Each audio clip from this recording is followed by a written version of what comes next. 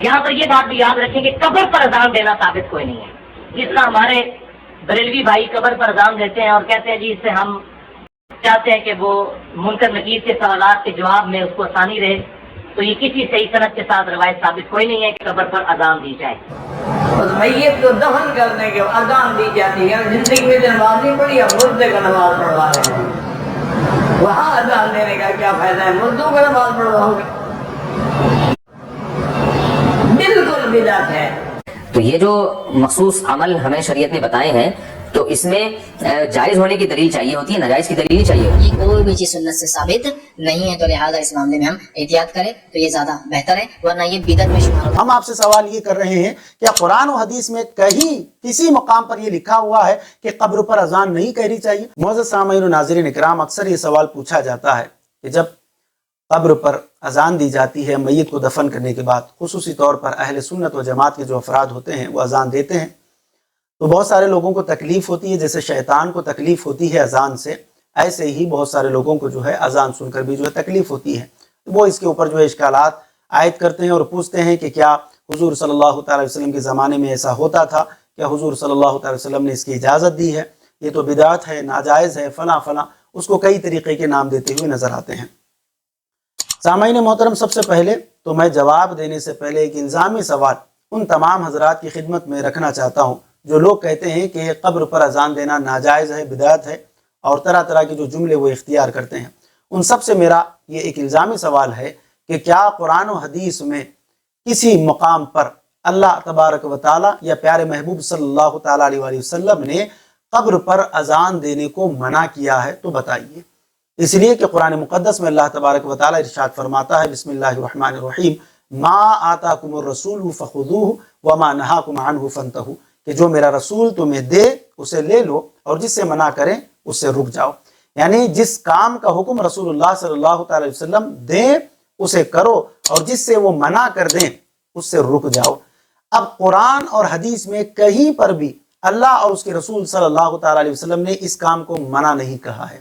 تو آج کے یہ کون لوگ ہوتے ہیں جو اس کام کو جو ہے منع کر رہے ہیں؟ تو جس کام میں شریعت مطہرہ کی خلاف ورزی نہ ہو تو اس کام کو علماء, فقہا, محدثین, مفسرین, بڑے بڑے ائمہ نے اس کو جائز قرار لکھا ہے کہ جس کام میں شریعت کی مخالفت نہ ہو. تو اب آپ جواب کی طرف چلیں تو جواب اس کا یہ ہے کہ میت کو دفن کرنے کے بعد قبلے کی طرف رخ کر کے جو اذان دی جاتی ہے, اہل سنت و جماعت کے نزدیک یہ جائز ہے, بلکہ مستحسن اور مستحب عمل ہے. فقہاء کرام نے اس کو جائز قرار لکھا ہے. میت کو دفن کرنے کے بعد تکبیرات کہنا یہ خود رسول اللہ صلی اللہ تعالی علیہ وسلم کی سنت مبارکہ ہے. المعجم الکبیر اور مسند احمد وغیرہ کتب حدیث میں یہ بات موجود ہے کہ حضرت سیدنا جابر بن عبداللہ رضی اللہ تعالیٰ عنہ فرماتے ہیں, اور یہ جو الفاظ ہیں یہ مسند احمد کے الفاظ ہیں, کہ حضرت جب حضور صلی اللہ تعالی علیہ وسلم نے حضرت سعد رضی اللہ تعالیٰ عنہ کی نماز جنازہ ادا فرمائی اور انہیں قبر میں رکھا اور اوپر سے مٹی برابر کر دی, تو آپ صلی اللہ علیہ وسلم نے سبحان اللہ فرمایا, یعنی تکبیرات کو بلند فرمایا. تو ہم نے بھی کافی دیر سبحان اللہ کہا. پھر آپ صلی اللہ علیہ وسلم نے اللہ اکبر فرمایا, تو ہم نے بھی کچھ دیر تک اللہ اکبر کہا. آپ صلی اللہ علیہ وسلم سے جب پوچھا گیا کہ یا رسول اللہ صلی اللہ تعالی علیہ وسلم آپ نے سبحان اللہ اور اللہ اکبر کیوں فرمایا؟ تو آپ نے فرمایا کہ اس نیک بندے پر قبر تنگ ہو گئی تھی تو اللہ تبارک و تعالیٰ نے اس تسبیح و تکبیر کی وجہ سے قبر کو کشادہ فرمایا. سبحان اللہ. تو گویا اگر میں یہ کہوں تو غلط نہیں ہوگا کہ تکبیرات کہنا, میت کو دفن کرنے کے بعد مٹی ڈالنے کے بعد تکبیرات کہنا یعنی اذان کہنا یہ جائز اور مستحب ہی نہیں, بلکہ یہ خود رسول اللہ صلی اللہ علیہ وسلم کی سنت مبارکہ ہے کہ آپ نے بھی سبحان اللہ اور اللہ اکبر جیسے کلمات وہاں پر دہرائے. فقہاء کرام فرماتے ہیں کہ جب میت کو دفن کر دیا جاتا ہے تو سوالات قبر کے وقت شیطان قبر میں مردے کو درست جوابات سے بہکانے کی کوشش کرتا ہے, جیسا کہ حضرت سفیان ثوری رحمۃ اللہ علیہ سے مروی ہے کہ جب میت سے قبر میں سوال کیا جاتا ہے کہ تیرا رب کون ہے, تو اسے شیطان ایک صورت میں دکھائی دیتا ہے اور وہ اپنی طرف اشارہ کرتا ہے کہ یعنی یہ کہے کہ میں تیرا رب ہوں. تو یہ بہت بڑی آزمائش کا وقت ہے. اس کے علاوہ حکیم ترمذی علیہ رحمہ فرماتے ہیں کہ اگر مسلمان مردے کو دفن کرنے کے بعد بہکانے کے لیے شیطان کے قبر میں آنے کی کوئی راہ نہ ہوتی تو حضور صلی اللہ تعالیٰ علیہ وسلم میت جو قبر میں ہے اس کے حق میں شیطان سے حفاظت کی دعا نہ فرماتے۔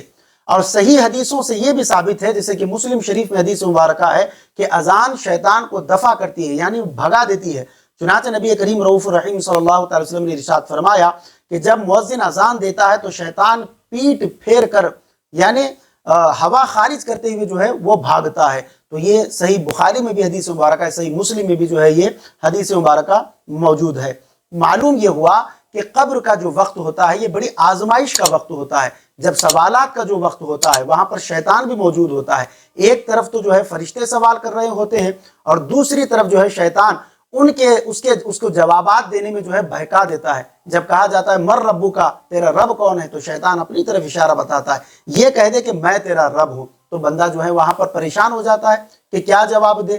تو ایسی صورت کو دیکھتے ہوئے متاخرین فقہاء کرام نے کہا کہ جب اذان دی جائے تو شیطان وہاں سے بھاگ جاتا ہے، تو پھر میت کو جو ہے قبر کے سوالات کے جوابات دینے میں جو ہے آسانی ہو جاتی ہے۔ اذان دینے کے اوپر خود اعلیٰ حضرت امام اہل سنت امام احمد رضا خان محدث بریلی رحمۃ اللہ علیہ کا ایک فتویٰ رسالہ بھی جو ہے فتح و رضویہ شریف میں موجود ہے، آپ اس کو بھی جو ہے ملاحظہ کر سکتے ہیں۔ تو بتانے کا مقصد یہ ہے کہ قبر پر اذان دینا یہ جائز، مستحسن بلکہ مستحب عمل ہے، اور اگر کوئی یہ کر رہے ہوں تو اس پر کسی کو اعتراض نہیں ہونا چاہیے۔ اعتراض کرنے والوں کے پاس دلیل ہونی چاہیے کہ اگر آپ اس کو منع کر رہے ہیں تو آپ کے پاس منع کی دلیل کیا ہے۔ آپ بس یہ کہہ رہے ہیں کہ کیا حضور نے کیا، کیا قرآن و حدیث میں اس کا ذکر موجود ہے، تو ہم آپ سے سوال یہ کر رہے ہیں کیا قرآن و حدیث میں کہیں کسی مقام پر یہ لکھا ہوا ہے کہ قبر پر اذان نہیں کہنی چاہیے؟